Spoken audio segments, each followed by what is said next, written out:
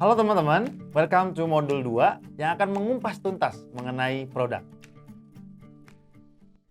Nah, sekarang kita akan masuk ke modul 2.1. Kali ini kita akan membahas soal product market fit. Yang perlu kalian tahu teman-teman semua bahwa 30% keberhasilan saat beriklan ditentukan oleh produk yang menjawab kebutuhan konsumen. Di sini, kita akan berusaha memahami apa aja sih pain dari customer yang bisa kita bantu, sehingga mereka terus membutuhkan kita. Berbicara mengenai produk nih teman-teman, ada beberapa hal yang harus kita pahami agar produk kita masuk ke dalam kategori product market fit, atau produk yang pas, cocok, dan juga sukses dalam dunia pasar. Perhatikan gambar ini teman-teman. Gambar ini menunjukkan bahwa produk yang tepat adalah produk yang mampu memenuhi 5 hal. Pertama, memenuhi target customer yang sesuai. Hal ini ditandai dengan customer merasa ada problem dan butuh solusi. Yang kedua, adanya kebutuhan yang belum terpenuhi dari masalah yang dihadapi oleh user tersebut. Dan yang ketiga adalah value proposition yang benar-benar disukai oleh calon customer produk kamu. Dan keempat, feature yang sesuai kebutuhan. Kemudian terakhir, dukungan user experience yang menyenangkan. Lalu pertanyaan selanjutnya adalah, gimana caranya bisa product market fit? Jadi dari sini kita harus tahu ya bahwa ada seperangkat journey yang harus kita lalui sebelum mencapai product market fit. Berdasarkan tabel before product or market fit ini, maka kamu harus memahami dan mempersiapkan soal yang pertama, acquisition, atau tentang bagaimana users menemukan produk kita. Di bagian ini kita harus menentukan channel seperti apa yang mudah ditemukan dan bisa dipakai oleh target market kita. Yang kedua adalah activation, yaitu apakah users mendapatkan pengalaman yang menyenangkan ketika masuk ke dalam platform kita. Yang ketiga, retention. Apakah users akan comeback? Jika puas, maka users akan balik lagi, tapi kalau produk yang kita buat tidak menyenangkan, dia maka tidak akan pernah kembali lagi. Yang keempat tentunya adalah revenue. Bagian ini kita harus mampu mendefine atau mencari tahu cara kita making money melalui produk ini. Tentu making money from our product akan mudah jika produk kita benar-benar menjawab permasalahan dan juga keresahan customer kita. Yang kelima adalah referral. Apakah pengguna bercerita kepada orang lain? Bagian ini kita harus benar-benar memberikan pengalaman dan juga kepuasan yang mendalam bagi customer kita, agar dia willing untuk mereferensikan produk kita ke orang lain. Setelah kita memahami cara bisa market fit, pada bagian ini kita akan menganalisis kesesuaian produk kita dengan kebutuhan market melalui serangkaian step ini. Step yang pertama yaitu siapa konsumen produk Anda. Ini untuk menentukan targeting customer produk kita.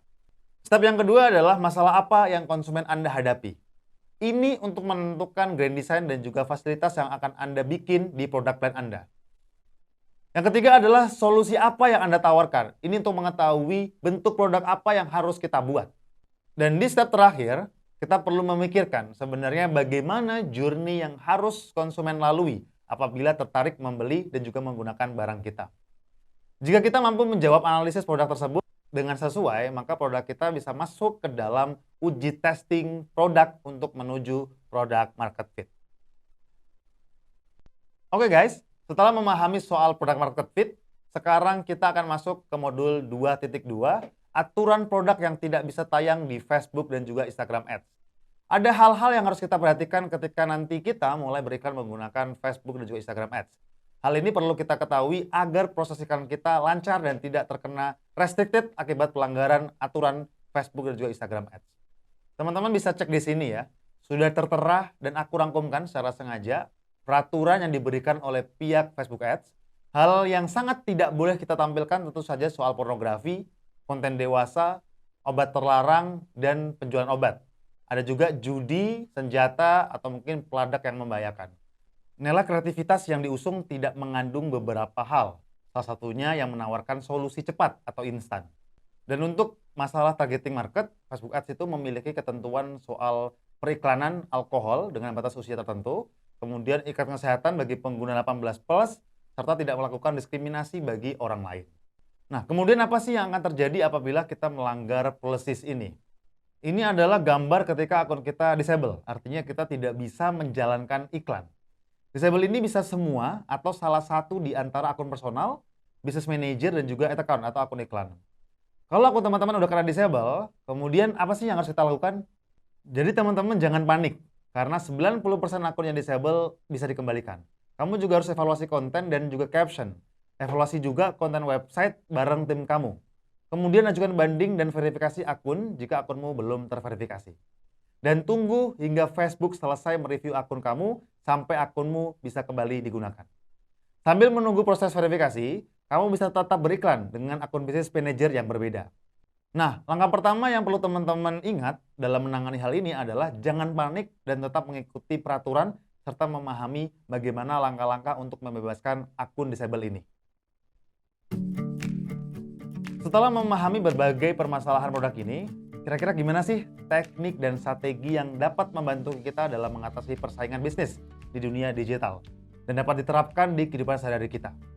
Tentu, kita akan bahas hal itu di rangkaian video selanjutnya. Jangan kemana-mana dan terus ikutin keseruan belajar ads ini ya.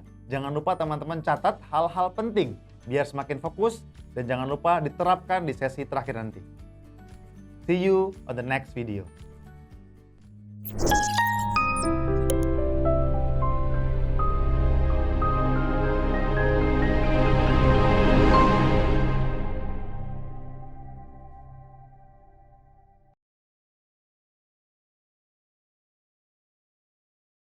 Halo Sobat Dibimbing, terima kasih sudah menonton video ini sampai habis. Video ini hanyalah cuplikan atau teaser saja. Jadi, kalau misalnya teman-teman mau belajar digital marketing lebih lanjut lagi atau belajar digital skill lainnya, teman-teman bisa klik link di bawah ini. Selain belajar digital skill, kamu juga bisa magang di perusahaan-perusahaan ternama di Indonesia. Selain itu, kamu juga bisa memperkaya portfolio kamu dengan mengerjakan proyek-proyek yang ada di Intern Pro. Nah, khusus kamu yang nonton video ini, kamu akan mendapatkan harga khusus dengan memasukkan kode voucher di sini. Yuk, tunggu apa lagi? Jangan lupa klik link di bawah ini.